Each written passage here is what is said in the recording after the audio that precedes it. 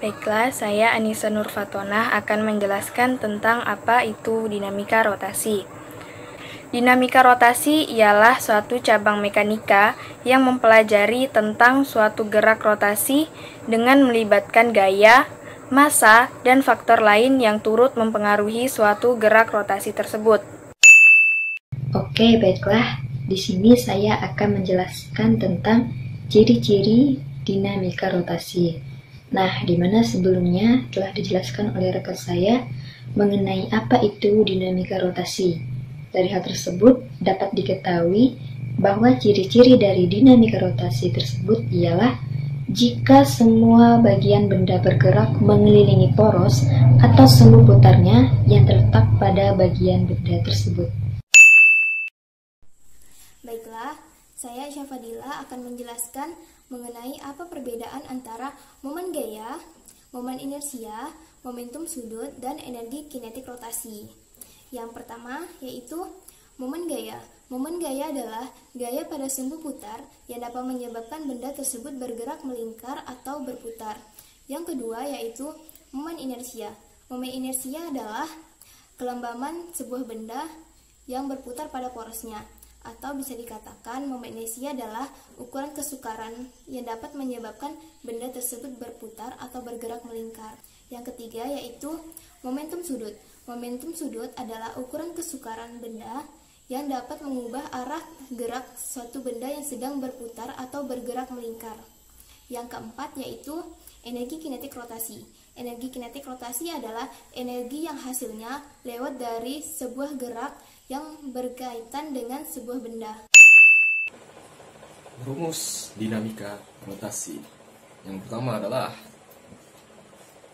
yang kedua, yang ketiga, dan keempat. Baik, ini contoh soal dinamika rotasi. Sebuah batang kaku dan ringan panjang 1 meter dengan poros P diberi gaya seperti pada gambar. Maka momen gaya total yang bekerja pada batang adalah... Langsung aja kita jawab. Yang dapat kita ketahui dari soal di atas adalah panjang batang adalah 1 meter, F1-nya 20 Newton, dan F2-nya 100 Newton, lalu F3-nya 50 Newton. Sedangkan yang ditanyakan adalah momen gaya total. Nah, di sini momen gaya adalah torsi, yaitu torsi sama dengan F dikali L, yang harus tegak lurus. Jadi, ada gaya yang belum kita uraikan atau belum tegak lurus, maka terlebih dahulu kita harus menguraikan. Nah, di sini F1Y dan di bawah ini F1X. Jadi, jika searah jarum jam itu negatif, berlawanan jarum jam itu positif. Pertama itu F3. F3 dikali jarak yang tegak lurus terhadap P adalah setengah meter. Jadi torsi di P adalah sigma torsi P sama dengan min F3 dikali setengah. Lalu F2. F2 jarak yang tegak lurus adalah total panjang batang, yaitu 1 meter. Maka min F2 dikali 1. Lalu ada F1 yang diuraikan tadi, yang dipakai F1Y. Kenapa? Karena F1Y ada jarak yang tegak lurus terhadap P.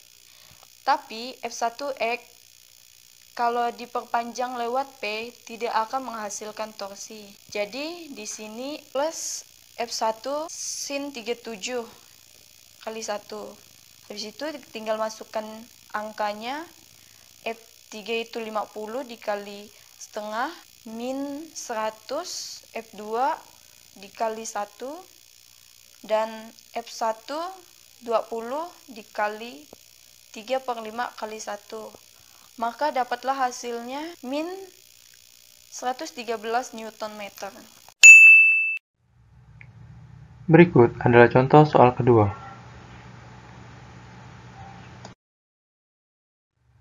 Pembahasan. Yang pertama, kita perlu menganalisis katrol untuk mendapatkan persamaan pertama. Lalu menganalisis M2 untuk mendapatkan persamaan kedua. Lalu, kita menganalisis M1 untuk mendapatkan persamaan ketiga. Setelah itu, kita eksekusi persamaan 2 dan 3 sehingga mendapatkan persamaan keempat.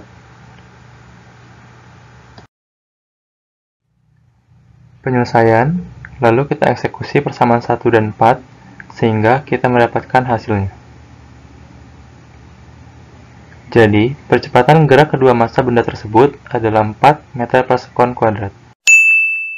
Langkah pertama yang harus kita lakukan yaitu menempatkan kunci Inggris pada sebuah baut. Nah, baut ini yang akan dijadikan sebagai titik poros. Kemudian saya akan melakukan pada jarak antara titik poros ke titik kerja gaya. Ini titik kerja gaya tangan saya ini sepanjang 11,3 cm dan gaya yang akan saya berikan sebesar 5 Newton. Pertama-tama kita akan memutar sistem ini berlawanan arah jarum jam. Oke, seperti berikut ini.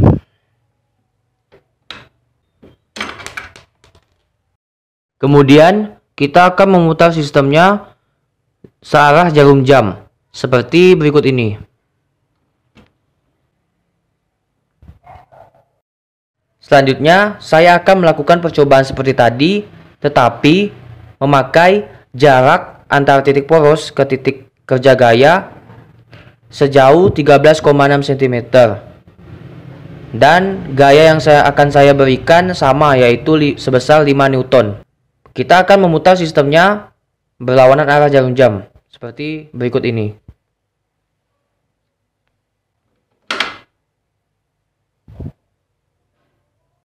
Nah, kemudian saya akan memutar sistemnya searah jarum jam, seperti berikut ini.